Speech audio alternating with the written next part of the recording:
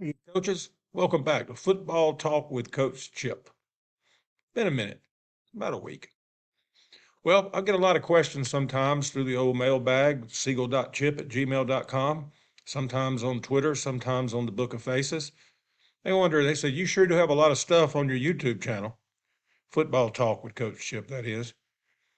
What you can't run all that. So somebody asked me, and more than one time I've been asked, what do you carry? I'm going to give it to you in a perfect world. That's what this episode is about. What do you carry in your run package? Let's get started. Right. What do I carry in my run package? It's a lot easier than you might think. First off, I'm going to carry power, and I will link it up below in the description. But here's the reason why I'm going to run power. It is the absolute Swiss Army knife of running the football, without a shadow of a doubt. You can line up just like this right here in gun, run your power. You can line up in the pistol, run your power like this is. The other, you can offset and run power. You can same side and run power. You can get under center and run power, a lot like North Dakota State does, and make folks like it. Or you can fake jet and run Q power, okay? Or you can fake buck and run a power.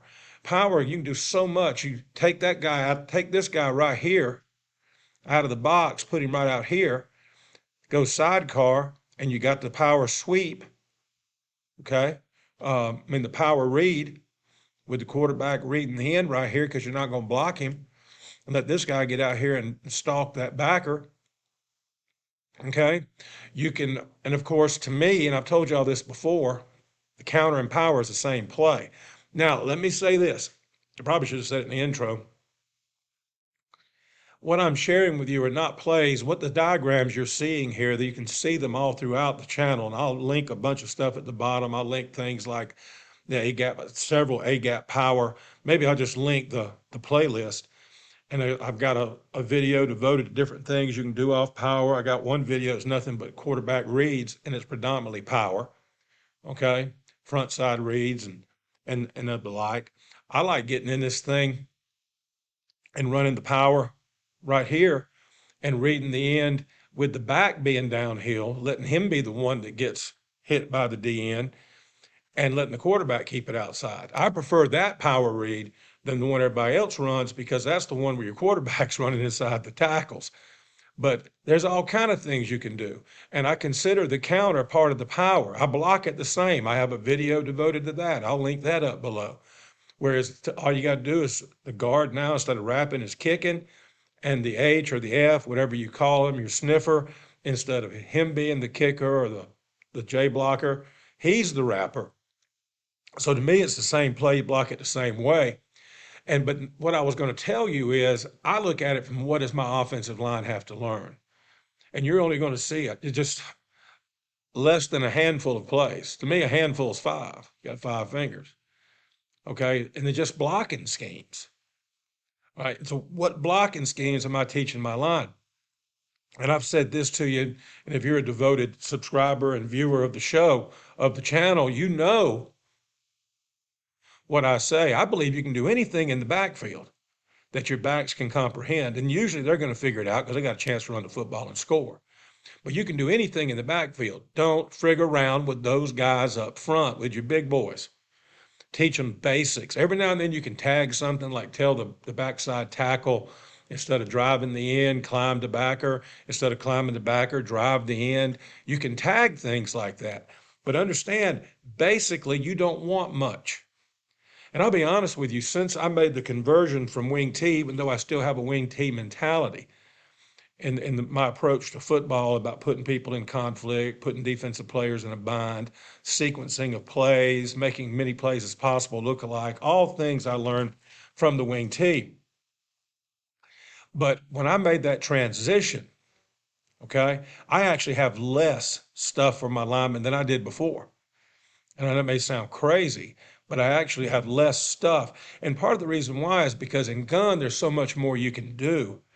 And you don't have that much time in the day. And you got to rep that stuff up with your skill guys, with your small skill guys, your linemen or your big skill guys.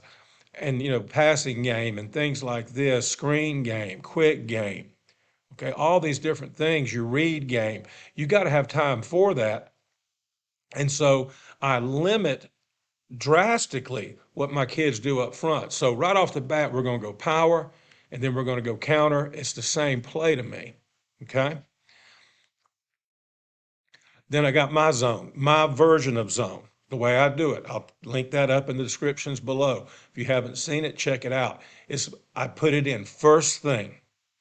Even if I'm not going to run it, we wind up not being the team that runs a lot of that. I love it on short yardage. Uh, because you're man on man blocking for the most part. It's zone up until the snap kind of. Then you got your combo double teams, but it's different from any zone. Check it out. If you're not a zone guy and you've been thinking about going zone and you've read the books and you've seen the videos, you've been to the clinics and the college guys and the pro guys who are sharp as tacks, all they've done is confuse you or not confuse you, but you're going to confuse your kid. Look at my version of zone. I mean, it's not mine. It's mine because it's on my channel. I got it from somebody else and I've tweaked it a little bit over time. But I use it first thing because that's where I get my quick passing game protection. Okay, I don't even have a quick passing game protection anymore. I just call the zone. And I make a call and it tells the guys who are going to be on the combo double team. In this example here, the guys that are right here, the center and the left guard, they're going to double the nose. If I make the call, if I give them the signal, hey, this is a run, this is a pass, stay on your double team. Don't come off unless that backer blitzes or if he walks up and you got to make a call and make it man blocking because you got people walked up in the gaps, but you don't come off. Okay, and the reason why is because it's just so simple. There's not a big learning curve. You teach the kids how to zone. And then my drop back protection, it's the same rules. For instance, and I know this is a run video, but I want y'all to see why this is important. It's important for me as a coach to put this in the first day because there's so much I can do off of it. I get a good zone scheme, good run game when I put it in. You install it with your line, okay? Then you got your drop back protection and you got your quick game protection. It's three different phases of the game, so to speak. All right, so what I do is, let's say the end has got this guy on the zone, okay? He's got that guy, even on drop back. Boom, boom, boom, boom, boom. These two have got these two and this guy. These two have got these two. Sorry about that. These two have got these two. Piece of cake, okay? He's big on big right here. He's big on big right here. And it's just simple. And I can link that up at the bottom too to show you how to do it. So my zone scheme, even though I didn't put it first on here, I put power because God Almighty, I love power. But the zone scheme is very important. I'd put it in day one. And really and truly nowadays, the way football is, especially down here in the South, I put it in. It's in the spring and I work it all through June and July. It's very important. All right, next up, you knew it was coming. My buck scheme. All right, and because it's not as versatile and pluggable that you can plug it in anywhere as say the power would be, but there's a bunch you can do off of it. Speaking of which, my playbook is now available. Hit me up at seagle.chip at gmail.com. Had a lot of positive feedback on that from a bunch of coaches. Sold a boatload of copies. Hit me up, seagle.chip. Down here at the bottom, you see it, seagle.chip at gmail.com. And then coming soon, hopefully by the end of January of 2022, hopefully, I'm not going to rush it. I'd rather it be late and apologize than to leave something out. And I've been working on it all through my time off at Christmas. I've been working on it. As I speak to you now, it's the middle of January. It's the day after Dr. King Day 2022. I worked on it all day yesterday with the day off and all that bad weather we had down here in the deep South. And don't none of you Yankees go laughing at us now. We ain't used to it. We don't laugh at you when you get the occasional tornado. All right. But my playbook is now available and be on the lookout for my big book of bucks. It's all buck. I think I've got all the bucks in it. I'm starting now putting in the run plays off a buck look, and then I'm going to put in the play action off the buck look. Got about, I think it's 20 or 30 different bucks, different formations, all that. But buck is an important part of my offense because it's so much of the good play action. There's so many things you can do off of it. And that's the one thing I would probably separate from a lot of coaches that are in the gun and running some version of spread is that running the buck.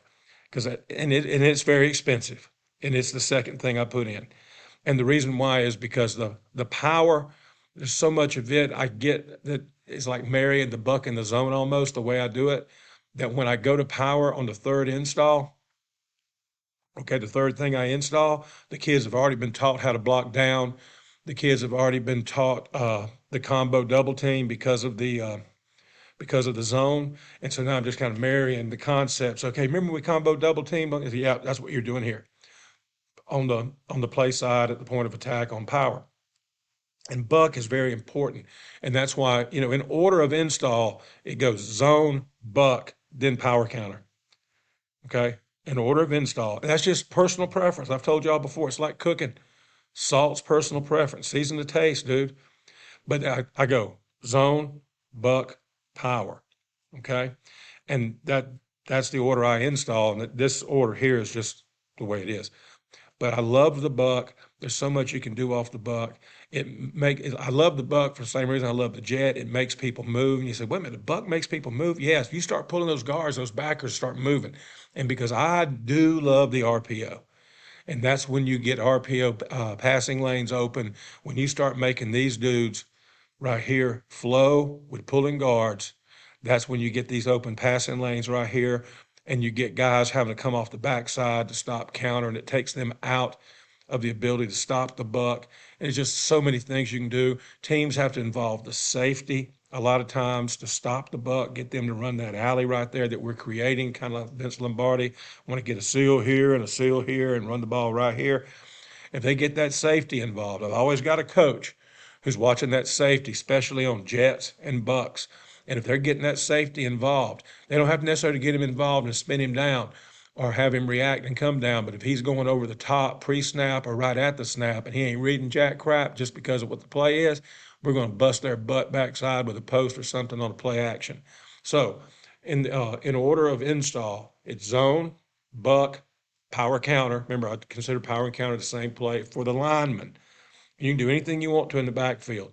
And then the last thing I do that's in my run package, and it's the last thing I install, because to me it's the easiest. It's not the easiest one to block physically, but it's the easiest one to teach the block. This diagram here, we're all just reaching the gap to the play side. But I also have it where I can tag it and pull this guard. I don't always do it that way. It depends. You can put the tailback, running back over here and just run straight sweep. We've done that because it doesn't matter up here. The guys up front are blocking it the same. But if you're running straight sweep from a back in the backfield, you got to block that three tech or he's going to run up the field and make the play. But on jet, the way we time it, we don't block that guy a lot. Anything from a three tech in, we just don't block it. And it takes a lot of timing. And again, it's not like it used to be. You're not putting this in the first Monday in August, the first Tuesday in August, the first Wednesday in August, and hopefully by Friday of the first week, you've got everything installed. And now it's just fine tune time. Now it's so awesome that we get the 2 weeks, and in Georgia we get the 2 weeks of spring training. But usually we just work on getting real physical during that time, beating up on each other because you got a couple of months before the season kicks off. And we're just going to run a couple of basic running plays and a few passing plays if you have to play somebody in the jamboree or something.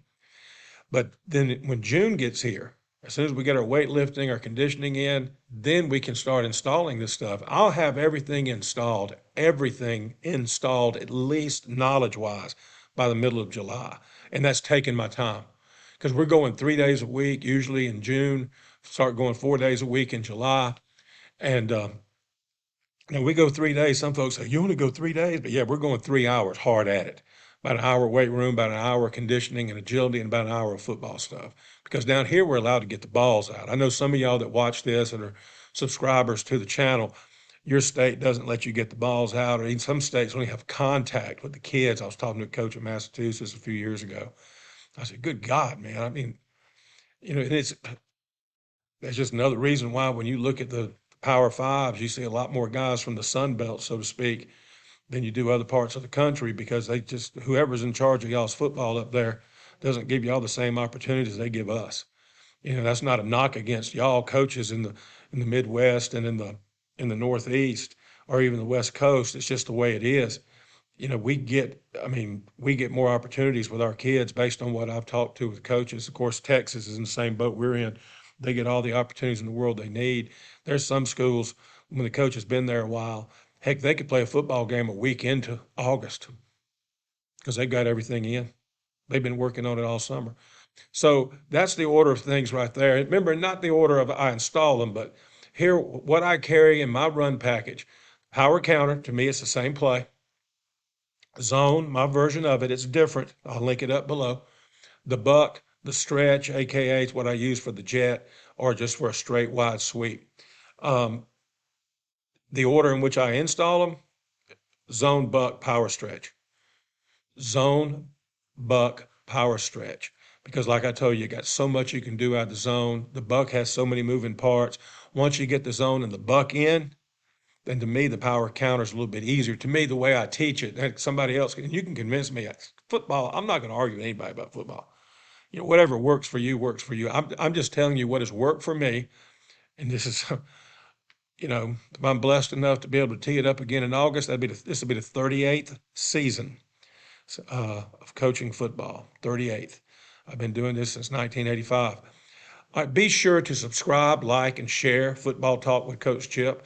I don't understand why liking it matters. And once you subscribe, why should you like it? I've been told it helps with the algorithms. Do that, please. Please do that for us. And then look down here. My playbook is now available. Hit me up at seagle.chip@gmail.com.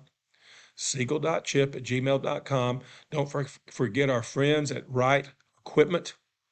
That's Right Equipment, right-equipment.com. All right. You can find me on Twitter at Chip Seagle, and on Facebook, we've got that group over there, Football Talk with Coach Chip.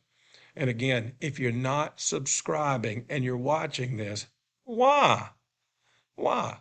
It's all good. It's all good. I'm just glad you're watching, but subscribe and then share it, share it, share it, share it, share it. I done told you I'm an old man. This is my retirement gig. Help me out. All right. That's what I carry in my run package. What do you carry in yours?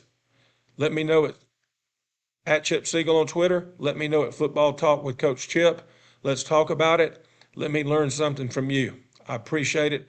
And until next time, come on, y'all. Y'all know what the deal is. We got to be elite.